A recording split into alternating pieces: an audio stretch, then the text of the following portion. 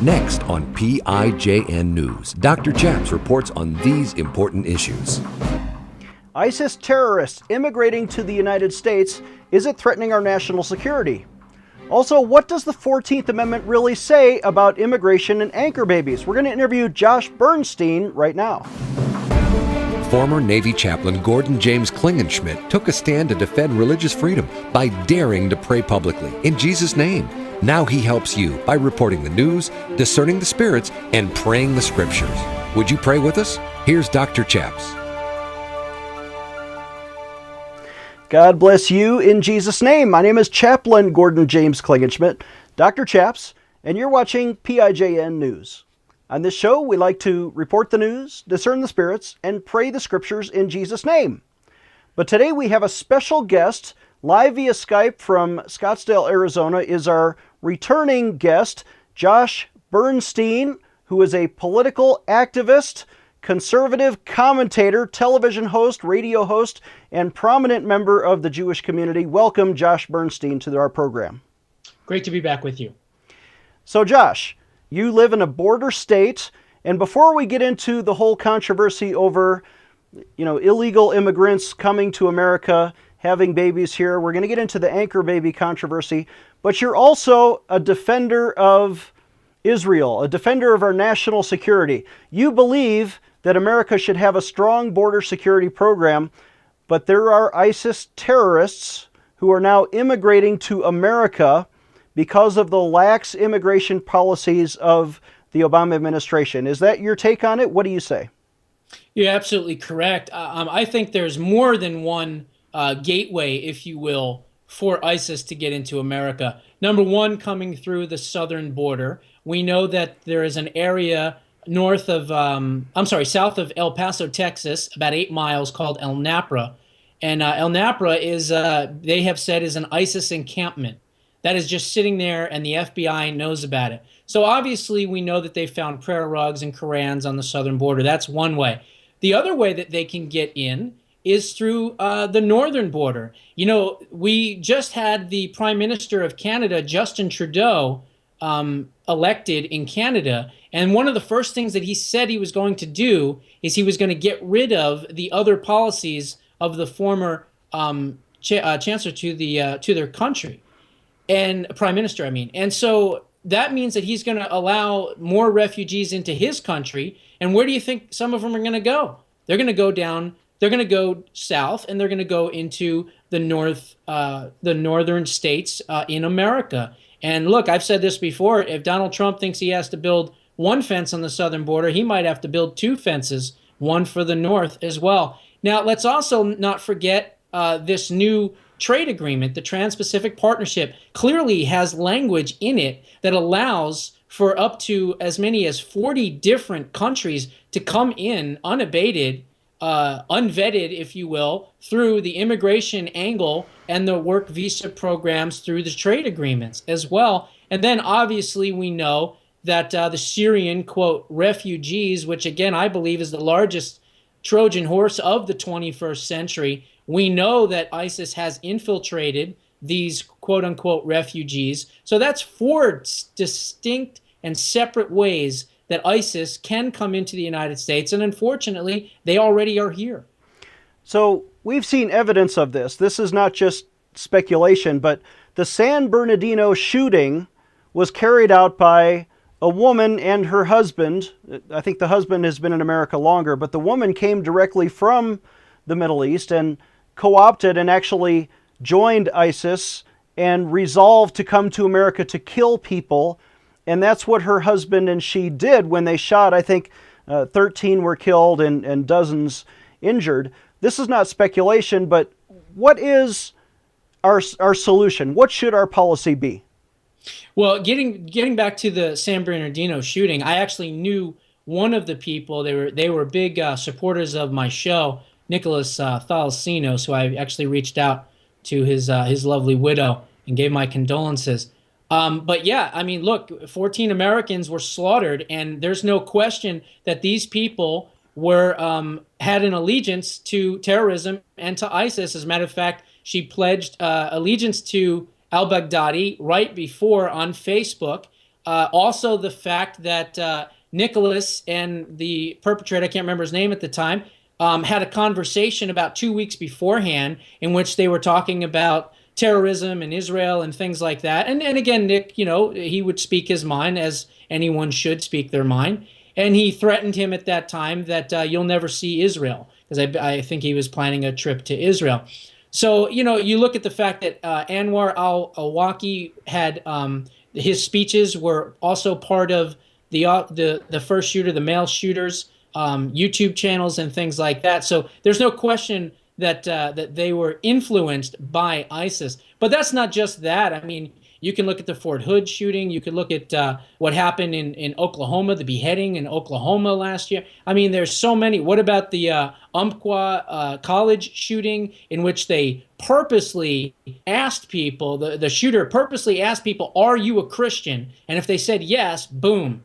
So they're here. There's no question about it. And this administration's response is to what? Fight global warming. Meanwhile, you have a monotheistic, death cult circulating the globe, rampaging over every Western European, Canadian, and the United States countries, and we're fighting climate change.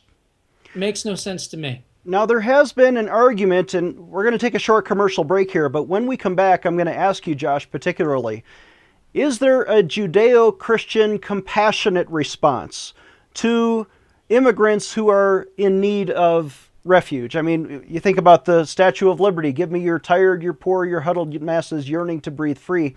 We should have some kind of response to welcome law-abiding citizens, but it's not sanctuary cities. I'll just leave you with that.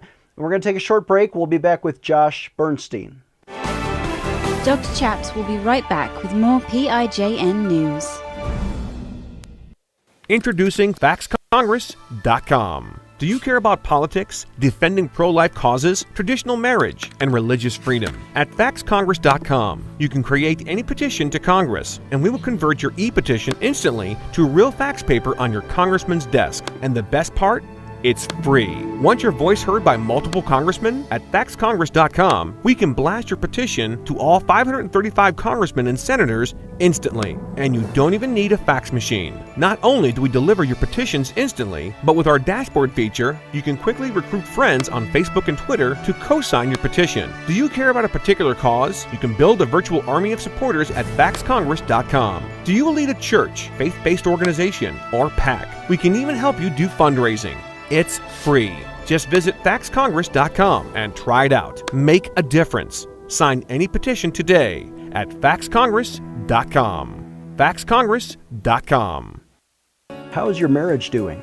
Ladies, would you like to learn how to get your husband to love you the way Christ loves the church? Men, would you like your wife to show proper respect? You know, there's a Bible way to have a godly marriage. I'm not saying I'm the expert, but we interview in a 4-part video teaching series a marriage and family ministry expert, Vince Dacchioli, and we go through the scriptures in 4 different parts. Part 1 is God's design for man and woman. Part 2 is godly roles for husband and wife. 3 is sex and intimacy within godly marriage, and also God's plan for divorce. You want to have this important 4-part video series available for a suggested donation of $30 if you call our toll-free prayer line at 866-OBEY-GOD. Again, that's 866-OBEY-GOD, or visit our website, prayinjesusname.org. Stay tuned for the end of our show to learn how to partner with this ministry. Here's Dr. Chaps. Welcome back. I'm Dr. Chaps. I'm joined again by Josh Bernstein, television host and conservative political commentator from Scottsdale, Arizona. Welcome back, Josh, to the program. So, Josh, I'm an evangelical Christian. You are a conservative Jew. Is there a Judeo-Christian compassionate response to people who are poor or actually sincere, nonviolent refugees that need to come to America? Absolutely. I think that there is. However, the way that this current administration is going about things, and for that matter, Western Europe and even Canada, is absolutely wrong and very dangerous. I think that the majority of these folks don't want to really leave their homelands. You know, this is the place where they grew up, where they lived. This is their surroundings, what they know. And I think that we ought to set up refugee camps in and around safe areas, you know, safe zones, if you will, in Syria, in Iraq, wherever they may be, and put these folks there. And then get serious about taking out the rat's nest. Go in there, do the job that we have to do, which is boots on the ground, take care of these folks, clean out the area, and when things are safe, bring them back to their homelands. I'm sure that the majority of them want to go back to their lives. They want to go back to their families, their relatives, the things that they know. And maybe there's some of them that want to come here. But I really think until our vetting process, just like Donald Trump said, he didn't say anything out of the ordinary. He didn't say anything radical. He said, wait a minute, time out. We've got to find out what their intentions are, who they are, where they're coming from, and what they want to do when they get here. There's absolutely nothing radical about that approach. So I think until we have a clear and distinct vetting process that is verifiable, that we know who and where these people are from and coming from, I believe we ought to do it the safe way, which is to have set up refugee camps outside of America, preferably in the Middle East. Now, some cities, particularly in Democrat strongholds like San Francisco, have declared themselves sanctuary cities. In other words, they welcome illegal immigrants to live there and be taken care of by the socialist sort of version of their system. Is that helpful or harmful to our compassion as a nation toward people who need to come? It's absolutely harmful. I mean, you know, Kathleen Steinle comes to mind right away. This is a young lady who was killed by an illegal alien that was deported 5 times from San Francisco. These cities need to be defunded immediately. It's amazing to me. I don't know if you want to pivot into the $1.1 trillion omnibus bill. We can talk about that. But ultimately, we have now funded these cities among many other programs. And what are we telling the victims? What are we telling the people that have been victims of violent crime, of rape, of murder, of whatever, that we just don't care about them? We don't care about their lives. We would rather infiltrate the city and have all these people on social programs so that they become new Democratic voters, so that we can then in turn expand our base even more and drown out the suburban and or rural Republican and or conservative leaning votes in the respective states. That's what this is all about. A lot of people like to say it's about Republicans wanting cheap labor and Democrats wanting cheap votes. I don't even believe so much that it's so much the labor anymore. This is about succumbing to leftism, socialism, progressivism, and collectivism. And the Republicans, for whatever reason, are beholden to that. Let's talk a moment about this term that is bandied about called anchor babies. And I think the philosophy is that if you're not American, but you want to secure citizenship for yourself in America, you use this process. You get pregnant in your home country, you sneak across the border or come here legally maybe with a tourist visa, and you have a baby in America. And that baby is now considered by American law, or at least by the Obama administration, to be an American citizen. And therefore, since the baby is American, the mother can no longer be deported. She gets automatic entry and she's granted all of the benefits of being an American citizen. Is that the practice as you understand it, and is it legal? Well, I don't believe that it is legal. However, it is certainly the practice. It's the practice that the left has been doing for years. As a matter of fact, I believe it was introduced by Ted Kennedy. He was one of the people that initiated the initial anchor baby program. But when you think about it, these people come here, just as you said, they have a child here. But now that child needs parents, right? So now the parents are now legally bound here. But now that child and the parents can now what? Bring on relatives and brothers and sisters and aunts and uncles and everything else. And so where does it end? So what I think we ought to do is we ought to look at the 14th Amendment and realize that there are 5 words in the 14th Amendment that really makes what they have been doing and allowed to be have happened for so long illegal. And that is subject to the jurisdiction of. Those 5 words determine who is a citizen and who is not a citizen. And now, it hold doesn't on for say, just a second. I'm going to read an exact text of the 14th Amendment. It says, all persons born or naturalized in the United States and subject to the jurisdiction thereof are citizens of the United States and the state wherein they reside. So you're saying there's a loophole already in there. the subject to the jurisdiction of, meaning subject to the jurisdiction of who?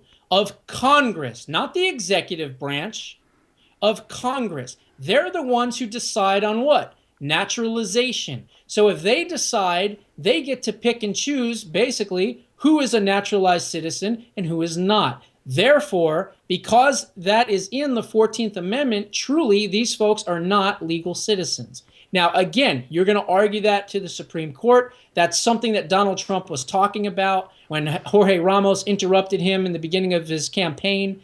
And that's something that if he wins, that eventually may go back in front of the Supreme Court, and they'll decide on the interpretation. From my interpretation, if you're a strict constructionist and you look at the Constitution, you can clearly see that subject to the jurisdiction of relegates or delegates, if you will, in this matter, that Congress makes the naturalization decisions. So there it is. There is the interpretation of the Constitution that could be argued before the U.S. Supreme Court in opposition to the Obama administration's liberal approach right now, which is to welcome any pregnant mom who wants to have a baby here and give her citizenship as soon as she has her baby here. In fact, there's some tourist organizations now that sell tickets to America just to have your baby in America. I think they call it birth tourism here now in America. And, you know, whether it's right or wrong, it's happening. And Josh Bernstein, you think there's a constitutional argument to stop that? I do. And I hope that that is an argument that the next incoming president, God willing, will be a Republican, either Donald Trump or Ted Cruz, that they have the testicular fortitude, if you will, to bring that up to the Supreme Court. Because I think it's important, and I think it's something that needs to be, renegotiated now to find out what is the interpretation. Now, granted, look, our Supreme Court is definitely left-leaning. We've got a couple of conservatives, but we thought we were getting a conservative with John Roberts, and he hasn't been nearly as conservative, obviously, with his 2 decisions on Obamacare. So we're in a situation where, one more left-leaning radical judge, and we're going to be in some pretty bad shape. Well, I think you're right. The next president, whoever it is, will probably nominate 4 Supreme Court justices. Many of them that are currently serving are up there in years. We're going to take a short break. When we come back, we're going to talk about the omnibus spending plan and Paul Ryan. This is PIJN News, defending your religious freedom. Dr. Chaps will be right back. Let's take a stand with Israel today. Would you sign a petition with me? Visit our website, prayinjesusname.org. Again, that's prayinjesusname.org. And sign a petition to defend Israel, who is America's closest ally, certainly in the Middle East, if not in the entire world. We remember watching Prime Minister Benjamin Netanyahu give that speech at the UN when he warned about the making of an Islamic nuclear bomb, and that is being forged in Iran. But what are we doing now? The USA is negotiating with the Europeans to allow Iran to continue to develop nuclear material. Well, that's not right. Do we really trust this man, Hassan Rouhani, the president of Iran, who is the former nuclear weapons chief? You don't think they're going to build a nuclear bomb when his predecessor, Mahmoud Ahmadinejad, literally threatened to wipe Israel off the map of history? Now, we need to take a stand. Why is American foreign policy to fund the Muslim Brotherhood? Let's sign a petition to stop that. Stop sending our taxpayer dollars to fund the Muslim Brotherhood. And let's also sign a petition to protect the Jewish homeland. Both of those are available today at our website, prayinjesusname.org. And when you sign those petitions, we will fax them to Congress. Instead, the failed foreign policy of the Obama administration, starting with Hillary Clinton and now John Kerry, is pressuring Israel to give up Jerusalem. Why? we should never divide the eternal capital of Israel, which is Jerusalem, and we should move the American embassy there. But instead, now the Obama administration is unfreezing the Iranian bank accounts, sending $7 billion to them on the hope of empty promises that maybe they'll stop their nuclear program. Let's defend Israel. The Jewish people are our friends. They have a right to security in their homeland. Visit prayinjesusname.org. Again, that's prayinjesusname.org, and sign that petition right now. Empowering you, the grassroots activist. Here is Dr. Chaps.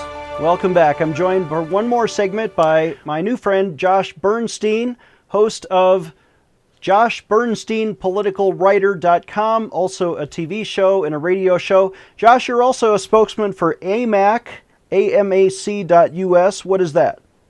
AMAC is the Association of Mature American Citizens. We are the conservative alternative to the groups out there like AARP. We're a senior-based organization for seniors 50 years of age or older. We're a conservative-based group. We believe in more liberty, more prosperity, and more freedom in seniors' health care and their overall decisions that they make for themselves. You can check us out again at www.amac.us, www.amac.us, or you can call them toll-free at 888-262-2006, 888-262-2006. AMAC is the conservative alternative to AARP. Looks like we have a friendly dog in the background there. Live television. I love cameos and celebrity appearances. So, Josh, tell us now about the omnibus spending bill. There was a revolt within the conservative wing, the Freedom Caucus of the United States Congress, to fire John Boehner as Speaker of the House.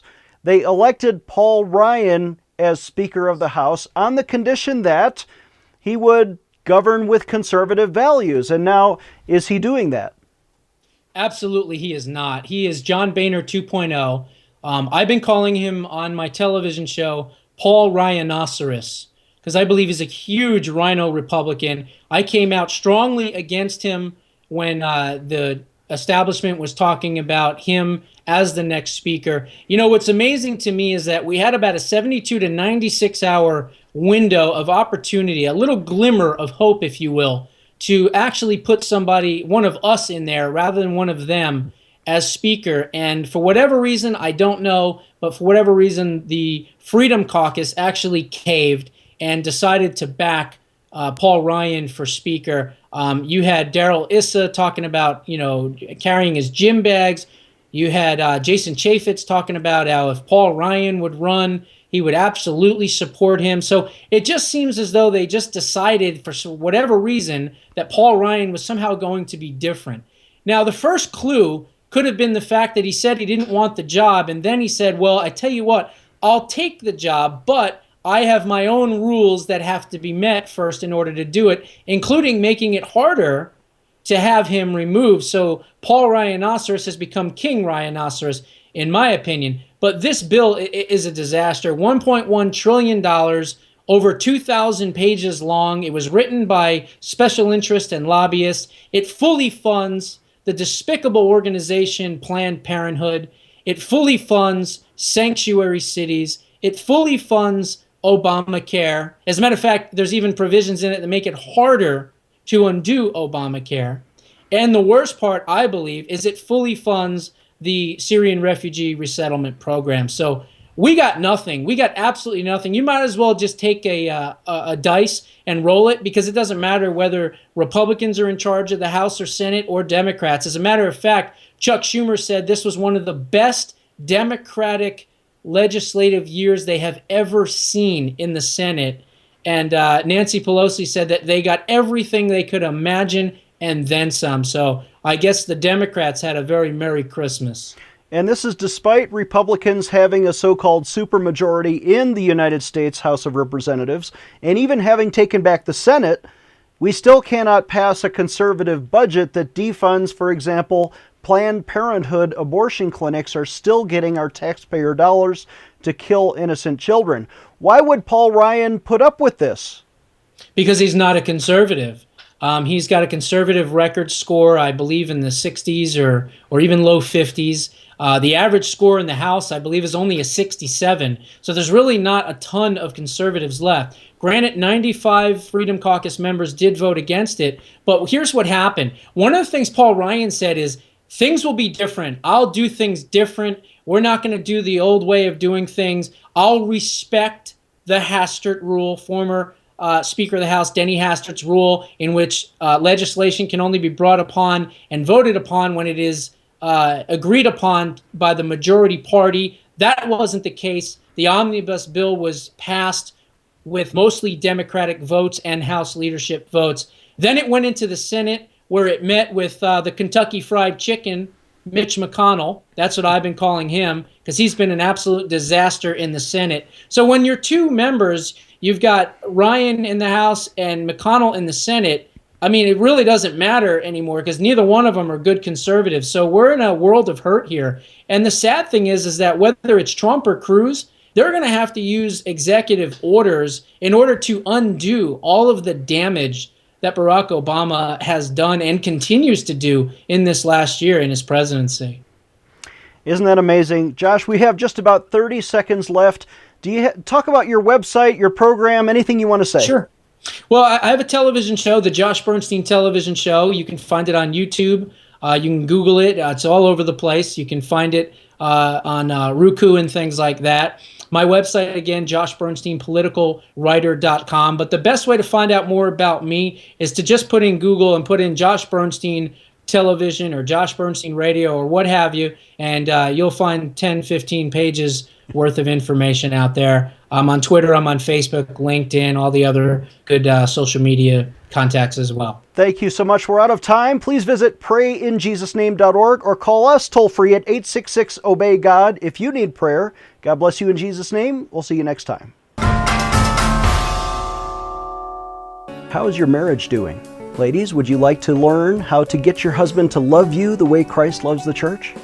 Men, would you like your wife to show proper respect? You know, there's a Bible way to have a godly marriage.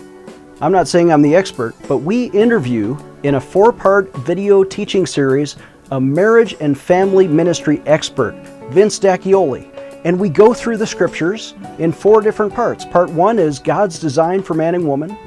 Part 2 is godly roles for husband and wife. 3 is sex and intimacy within godly marriage. And also God's plan for divorce.